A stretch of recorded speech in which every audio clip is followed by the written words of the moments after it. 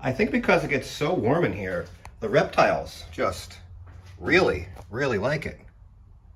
So I got another friend.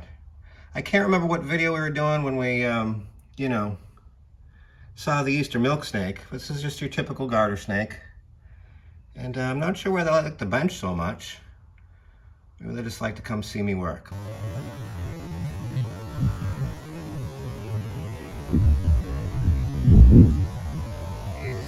Camera shy.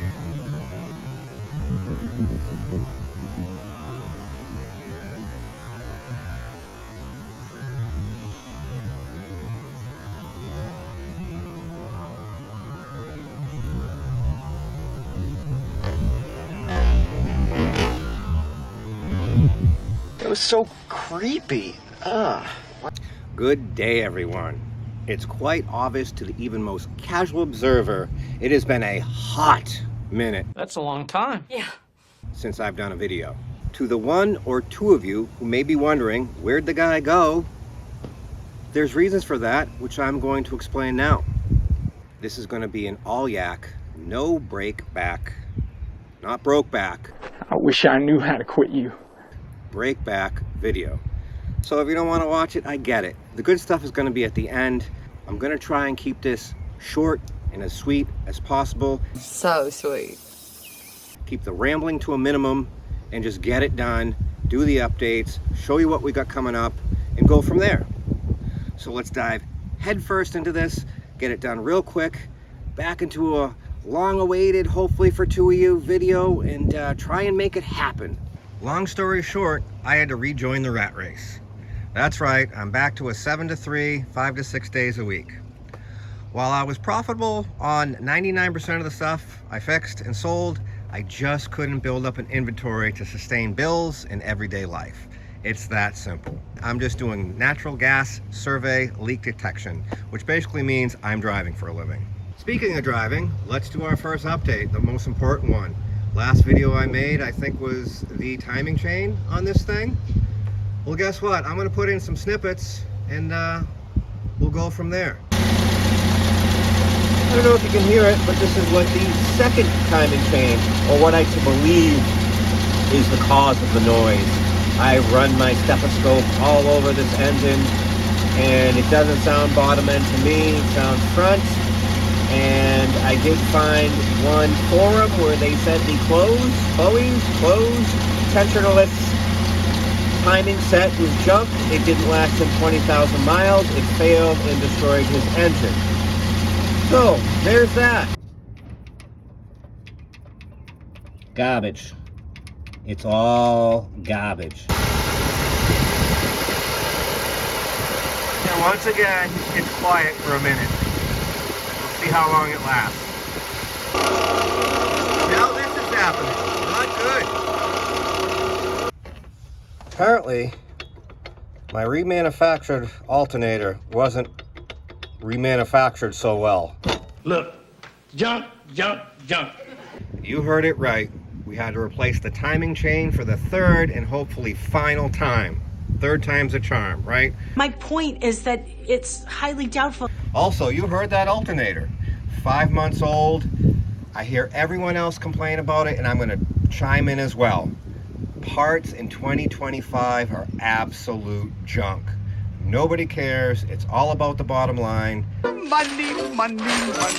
I don't know how we fix it, but it's extremely frustrating when you have to leave work, lost wages, extra labor, no one's paying for that, nobody cares anymore. Original radiators finally started leaking, definitely got the money's worth out of that one. After I replaced the radiator, the upper hose started leaking. The corrosion between that water neck and that old hose was very significant, to say the least. So upper hose, clean the corrosion, new thermostat, new belt. The shift cable left the chat. Let me see if my shift cable fits. Like I said, it's in rough shape. I think I'm just gonna throw some grease in there. It is what it is. You're the town dumbass. I wrestled that out and in. It was not fun, as I do not contort underneath dashboards too well anymore. I quite literally Just replaced the driver's side mirror because the 28-year-old plastic gave up the fight. I'm gonna rant a little here. Well, you sure bitch and moan a lot. The mirror broke off on a Monday, and I immediately ordered on Amazon, which stated they'd have it by Wednesday. It is now Saturday, and it still hasn't shipped. I tried to cancel the order to buy another one, and I was unable to cancel my order. I'm not a happy camper over that, as this is a safety compliance and much needed. Way too shiny for this thing, but I'll take what I can get. Found it at Advanced Auto for like 25 bucks. Done and done. This truck, believe it or not, has been doing 200 to 600 miles a week. Yes, I said it. And when it has non-defective parts in it, it just purrs like a kitten, does the thing. What have you been doing in your spare time, you're asking me? Well, I have had a couple projects, this being one of them. My neighbor picked up two vehicles, one being a 2004 Toyota Avalon, and one being this 2000 Chevy Silverado 5.3 four-wheel drive. Both vehicles belong to two brothers who are now in a nursing home, and he wanted to flip them. I said absolutely. He said this one runs, drives, and stops and is in pretty good shape. 200K. Needed a passenger side window regulator and motor. Found one for 40 bucks on the Scamazon. Threw it in, no big deal. Unfortunately, the vehicle is locked. There we go. The vehicle was absolutely disgusting. The cup holder, all the debris, old coffee had turned to a compost that I had to scrape out. It was like 3 hours of cleaning this thing just to get it acceptable. It was a New England truck its whole life. And on top of that, the gentleman was an avid saltwater fisherman. Going over the truck, I started at the front because Chevy and Pitman arm, idler arm are always wiped out on this era. And amazingly enough, the front end was tight. So I then proceeded to look at the frame, brake lines, two rears have been done, but I neglected to look at the entire frame. I should have started in the rear. For obvious reasons. This, by far, sorry for the shakiness, is one of the worst frames I've ever seen. I can literally bend the frame with my fingers. Can you see it there? The last third of this frame is just about left the chat. It's gone. I thought we might make a couple bucks on this one, but after I found what I found, it's still sitting here for sale. As far as the 04 Toyota Avalon, as always, ran when parked. Went and bought a $50 return battery from Walmart. They do battery testing. They load test it right there. I don't shop at Walmart because I'm not a fan. 15% of all food stamps are actually used at Walmart. But I was impressed that they load test batteries at the service desk. Threw that in the Avalon, and wouldn't you know it, locked up tight.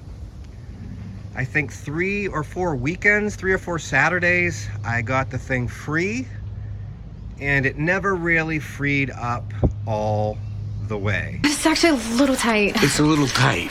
That sent red flags to me. I feel like there was a spun bearing.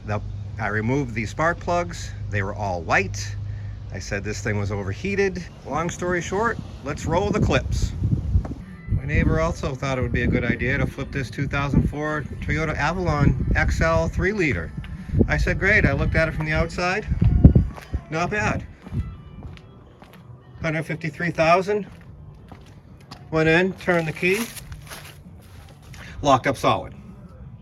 Now I should have done this one from the get-go because this has been an adventure and I think it would have done pretty well, and I'll tell you my plans in a minute. After discovering it was locked up, I then put, you know, a bar and a socket and a thing on there and worked it 1/4 inch at a time. Finally got it broke free, dumped a bunch of schmoo down the cylinders, and like after, I don't know, now that I'm working, you know, back to the rat race, 1 day every weekend, so like 3 weeks later, I could get it a full revolution with the bar, but it never really loosened up, and that told me we had other issues. And, by the way, the spark plugs were super white. Overheated, head gasket, I don't know. no milkshake in the oil, but the spark plugs were reading pretty funny. Anyway, before I start to ramble, we did get it to fire. I had to put a new battery plus the charger because the motor was still super tight, but after many tries and, you know, a torn rotator cuff, Shoulders. we got it to fire and we drove it over here. It smoked like a chimney, but we all had all the schmoo in there. And again, long story short, I did a motor flush on it, changed the oil, the thing was super quiet, and then I kind of put it through a couple heat cycles, just idled it, but then I got on the gas, and between 2,000 3,000 RPM, this thing sounded like a bag of rocks. Now, you can see here the pickup screen is completely clogged. You can see the deposits, and I've already gone ahead and cleaned the oil pan. I will show a picture of these sparkles in sludge now. That has since been sold. I did make a couple bucks on that, but not as much as I could have if the previous owner had just changed his oil at a regularly scheduled maintenance interval. What's next? What holds for the future? You're asking me? Well, now that spring has sprung, I did the Mike thing and bought a snowmobile. Biggest reason, budget. They are literally giving these things away, less than an hour away from me. And so I found this LT Gray. Fragile. 6,000. 80s. Not sure the year, haven't figured it out yet, haven't touched it. Saving it for future entertainment purposes. But wait, there's more. Not only did I buy an LT Gray, I bought several other flavors that I know nothing about, keeping in fashion with our channel here. This is an 80s Polaris Indy 440, I believe. Supposedly ran when parked a year ago. Haven't touched anything yet. This is a 94 Ski-Doo Formula 380. Says it right there. Perfect. I need all the help I can get at this point. This is a 1969 Snowjet 190, and as you can see, she needs some help. She's hurt. Pretty bad. So there it is. We have some inventory. Maybe it's not what you want to see, and I get that because it's springtime. And we should probably do them dirt bikes, three-wheelers, four-wheelers, etc., trucks, cars. But unfortunately, with the new job and the new budget, this is what I can afford right now. And I'm actually pretty excited because I had so much fun on the last two snowmobiles that I can't wait to start working on these four. Come spring, this neighborhood will be a lot safer without that snowmobile around. That said, I'm going to ask you, the viewers, which one do you want to work on first? 69 Snowjet, 94 Ski-Doo, Polaris Indy 440-ish, I think, or the LT Gray. And before everyone gets their panties in a bunch, that's welded on there. I didn't put it on there. If you want me to take it off, I will. I get it. But yeah, leave it down in the comments. Which one do you want to see worked on first? Myself, I like a challenge. So, you know which one I want to work on first. I know we're missing a Yamaha, and I've been trying to source one of those god-awful, ugly Yamaha phasers for cheap, and I'm still on it, and I still might do it. But for now, this is where we're at. I did go ahead this morning and drag each and every one of these out of the rot box back there just to make what I thought would be a better setup, a better presentation. So please tell me it was worth it. And forgive me for the half-rotted, mostly plastic earth house in the background. I know it's an eyesore, but that's for a future video. As always, thanks for watching. Hope to see you on the next one. And pardon me while I go ahead and make fake snowmobile noises and pretend I'm 10 years old again. Grow up, Michael. Act your age, Michael. And speaking of hot minute, It is damn hot today, and I need to get out of the sun. Question is, are we done? I think we're done.